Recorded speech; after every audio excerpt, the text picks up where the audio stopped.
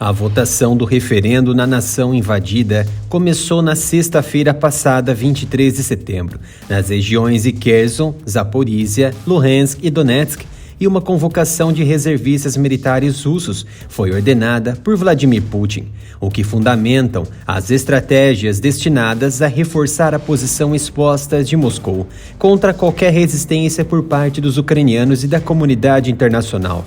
Os referendos foram organizados por separatistas e empresas ligadas ao Kremlin, entre elas IMA Consulting, que teria sido agraciada com contratos para gerenciar as campanhas públicas desses referendos, tanto para apoiar sua implementação nos 4 territórios temporariamente controlados, quanto para devolver sua falsa legitimidade à Rússia. As votações foram concluídas na tarde de terça-feira, 27 de setembro, após 5 dias de votação.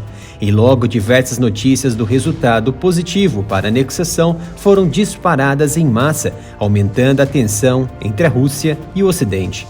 Em 28 de setembro, representantes russos no leste e no sul da Ucrânia pediram oficialmente a incorporação das áreas após os resultados do referendo. No dia anterior, em 27 de setembro, eles declararam que quase 100% das pessoas que vivem nos oblasts de Zaporizhia, Donetsk, Luhansk e Kherson votaram para se juntar à Rússia. Muitas autoridades de Moscou já confirmam que a anexação das regiões, que pode acontecer já nesta sexta-feira, prepara o terreno para uma nova fase perigosa na guerra de 7 meses na Ucrânia. A Rússia alertou que irá recorrer à implantação de armas nucleares para defender seu próprio território, incluindo terras recém-adquiridas. O Kremlin subiu o tom sobre as próximas etapas do processo.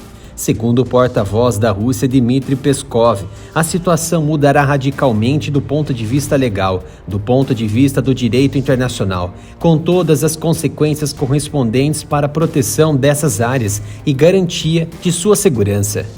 O presidente russo Putin falou sobre a opção nuclear de Moscou desde a semana passada, após uma contraofensiva ucraniana que levou a recentes reveses no campo de batalha e tem as forças do Kremlin cada vez mais encurraladas no norte da vizinha.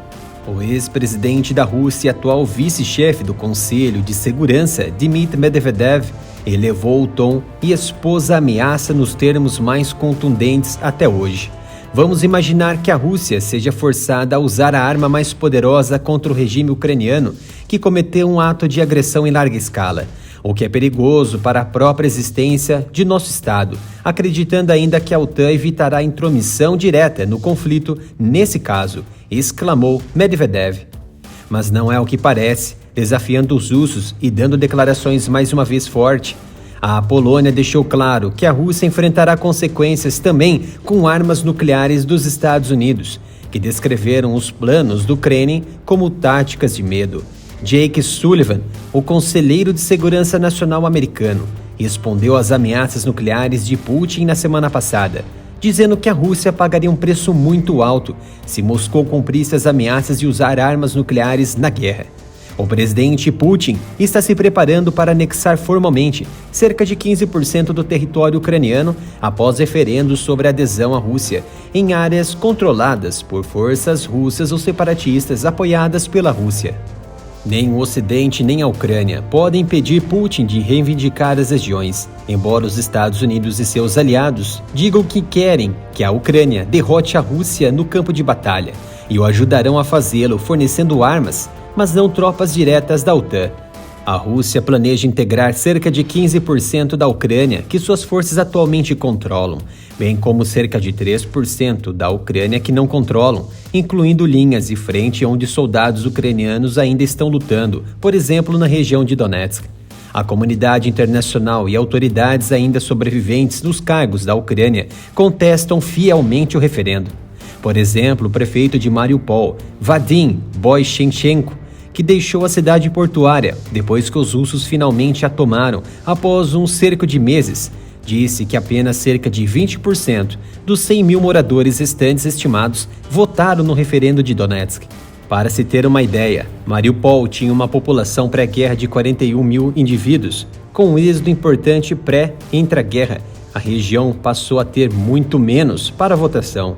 Com base nos relatórios do referendo, autoridades russas e líderes do Kremlin evidenciaram que mais de 95% dos eleitores querem se juntar à Rússia, um nível absurdo de apoio. A República de Donetsk contabilizou 99,23% para aderir. A República de Luhansk, 98,42% para adesão.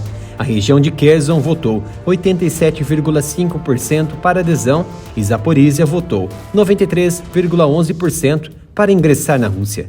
Tudo leva a crer que os russos anexem as regiões hoje, 30 de setembro, mas muitas questões podem mudar. Há relatos que os líderes das regiões que estejam em Moscou para se encontrar com Putin, Donbas é a Rússia, foi, é e será, disse Denis Pushilin, líder da autoproclamada República de Donetsk. Os próximos passos para tomar os territórios oficialmente com base na Constituição russa haverá a assinatura e ratificação de tratados pelo Parlamento russo, que é controlado por aliados de Putin. As áreas serão vistas como parte da Rússia e o guarda-chuva nuclear de Moscou se estenderá a elas. Há muitas dúvidas sobre a mobilização parcial de reservas de Vladimir Putin, que pode chegar a 1 milhão de reservistas.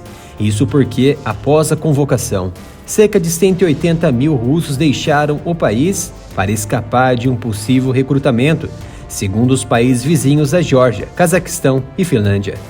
O total é provavelmente muito maior e corresponde às últimas análises do área militar, que mostrou o corredor de fluxo aéreo dos russos em direção à Turquia e o provável bloqueio de futuros voos saindo do país que Putin pode emitir.